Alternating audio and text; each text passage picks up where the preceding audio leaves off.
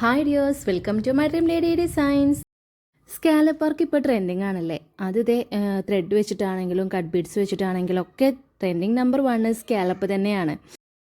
നോർമലായിട്ടുള്ള നീഡിൽ വെച്ചിട്ട് നമുക്ക് കട്ട് ബീഡ്സ് കൊണ്ട് നമുക്ക് എങ്ങനെ സ്കാലപ്പ് വർക്ക് ചെയ്യാമെന്നുള്ളത് സിമ്പിളായിട്ടുള്ള ഒരു വേ ആണ് കേട്ടോ ഞാൻ കാണിക്കാൻ പോകുന്നത്. അതിന് ഞാൻ എടുത്തിട്ടുള്ളത് സിൽവർ കട്ട് ബീഡ്സ് ആണ്. അതിൽ കൂടെ മിക്സ് ചെയ്തിട്ടുള്ള കളർ നിങ്ങൾ മെയിൻറ്റെയിൻ ചെയ്യേണ്ട കേട്ടോ. ചെറിയ കുട്ടികളുള്ള എല്ലാവരുടെ അവസ്ഥ തന്നെയൊക്കെ കേട്ടോ ഈ ഒരു വർക്ക് ചെയ്യുന്നത്. കാരണം 2 കളേഴ്സും കൂടി മിക്സ് ചെയ്തിട്ട് അവൻ കളിച്ചതാണ്. ഇതിൽ നിന്ന് 2ഉം കൂടി സെപ്പറേറ്റ് ചെയ്തെടുക്കുക എന്ന് പറയുന്നത് വലിയ ടാസ്ക്കുള്ള പരിപാടിയാണ് മക്കളെ. അപ്പോൾ പിന്നെ ഞാനത് അങ്ങനെ തന്നെയാണ് കേട്ടോ വെച്ചിട്ടുള്ളത്.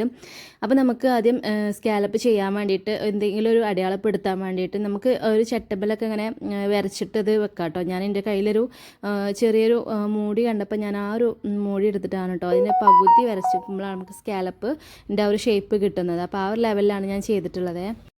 നിങ്ങൾക്കിത് വരക്കണമെങ്കിൽ ഒരു കട്ടിയുള്ളൊരു കാർഡ്ബോർഡ് പേപ്പറിൽ ജസ്റ്റ് വരച്ചിട്ട് അത് കട്ട് ചെയ്തിട്ട് ആ ഷേപ്പിൽ വരച്ചു കൊടുക്കാവുന്നതാണ് കേട്ടോ. ഞാൻ സിമ്പിളായിട്ട് എനിക്ക് കയ്യിലുണ്ടായിരുന്ന ഒരു മൂടി വെച്ചിട്ടാണ് ഞാൻ ചെയ്തിട്ടുള്ളത്.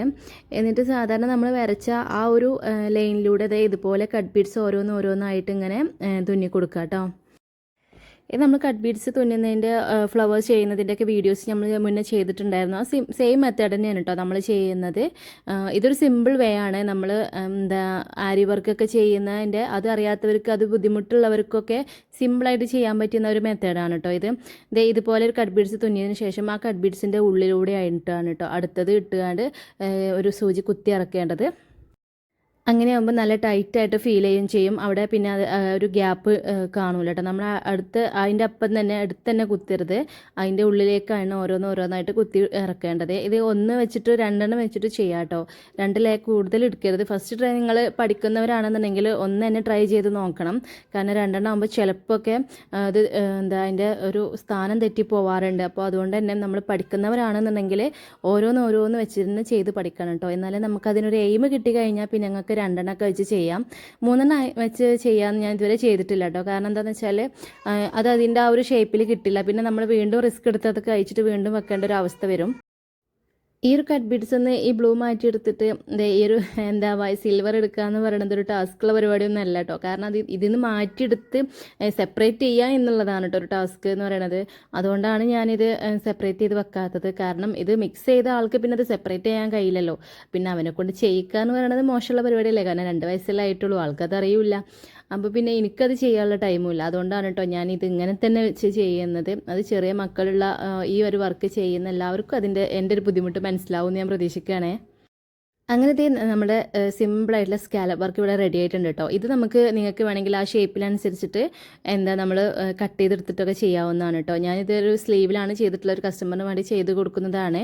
അപ്പോൾ അത് നിങ്ങൾക്കും കൂടി കാണിക്കാമെന്ന് വിചാരിച്ച് വീഡിയോ എടുത്തതാണ് കേട്ടോ. ഇതുപോലെ നമ്മൾ ചെയ്ത് കൊടുക്കുന്ന ഓരോന്നും ഇങ്ങനെ ആ വരച്ച വരയിലൂടെ മുകളിലായിട്ട് ഇങ്ങനെ ഓരോന്നായിട്ട് ഞാൻ ചെയ്യുന്നത്. ഇടയ്ക്കൊക്കെ ഞാൻ 2 ബീഡ്സും കൂടി എടുത്ത് ചെയ്യുന്നുണ്ട്, കുറച്ച് പെട്ടെന്ന് ഫാസ്റ്റ് ആക്കാൻ വേണ്ടിയിട്ട്. അപ്പോൾ ഈ ഒരു സ്കാലപ്പ് വർക്ക് ഇത്ര പണിയുള്ളൂ ചെയ്യാൻ വേണ്ടിയിട്ട്. എന്തായാലും ഇത്ര പണിയുള്ളൂ പറയാൻ സുഖമാണ്, പക്ഷെ അത് ചെയ്യുന്നവർക്ക് അതിൻ്റെ ബുദ്ധിമുട്ട് മനസ്സിലാവുള്ളൂ കേട്ടോ. ഇത് ഓരോ കട്ട് ബീഡ്സ് വെച്ച് തുന്നുക എന്ന് പറയുന്നത് കുറച്ച് റിസ്ക്കുള്ള പരിപാടി തന്നെയാണ്. പക്ഷേ ക്ഷമ എന്ന് പറയുന്നത് ഒരു സാധനം ഈ ഒരു കാര്യത്തിന് നല്ല അത്യാവശ്യമുള്ള കാര്യമാണ് കേട്ടോ. അപ്പോൾ ക്ഷമ ഉള്ളവർക്ക് പറഞ്ഞിട്ടുള്ള ഒരു കാര്യമാണ് ഈ വർക്ക് എന്ന് പറയുന്നത്. അപ്പോൾ എന്തായാലും നമ്മളെ ലാസ്റ്റ് ഫൈനൽ ലുക്ക് എങ്ങനെയാണ് കേട്ടോ വന്നിട്ടുള്ളത്. ഇത് നമുക്ക് അതിൻ്റെ ഷേപ്പിൽ വേണമെങ്കിൽ കട്ട് ചെയ്തെടുക്കാം. അപ്പോൾ ഈ ഒരു സിമ്പിൾ മെത്തേഡ് നിങ്ങൾക്ക് ഇഷ്ടമായിട്ടുണ്ടെങ്കിൽ ലൈക്ക് ചെയ്യാനും കമൻറ്റിലൂടെ അറിയിക്കാനും മറക്കരുത്. ഈ ഒരു യൂസ്ഫുൾ വീഡിയോ നിങ്ങൾക്ക് യൂസ്ഫുൾ ആയിട്ടുണ്ടെന്നുണ്ടെങ്കിൽ ലൈക്ക് ചെയ്യാനും പിന്നെ നമ്മുടെ ചാനലൊന്ന് സബ്സ്ക്രൈബ് ചെയ്ത് കൂടാനും മറക്കരുത്. പിന്നെ ഈ വർക്കൊന്നും ചെയ്യാൻ താല്പര്യമില്ലാത്ത ക്ഷമയില്ലാത്ത ആളുകളാണ് നിങ്ങളെന്നുണ്ടെങ്കിൽ നമ്മൾ കസ്റ്റമൈസിങ് ഇതുപോലെ ചെയ്തു തരുന്നതാണ് കേട്ടോ. അപ്പോൾ എന്തായാലും നമ്മൾ കോൺടാക്ട് ചെയ്യേണ്ട വാട്സപ്പ് നമ്പർ ഞാൻ താഴെ കൊടുക്കുന്നുണ്ട്. നിങ്ങൾക്ക് ഇതുപോലെ ഒരു ഡ്രസ്സിലും ചെയ്തു തരുന്നതാണ്. അപ്പോൾ എന്തായാലും സബ്സ്ക്രൈബ് ചെയ്ത് കൂടാൻ മറക്കല്ലേ. താങ്ക്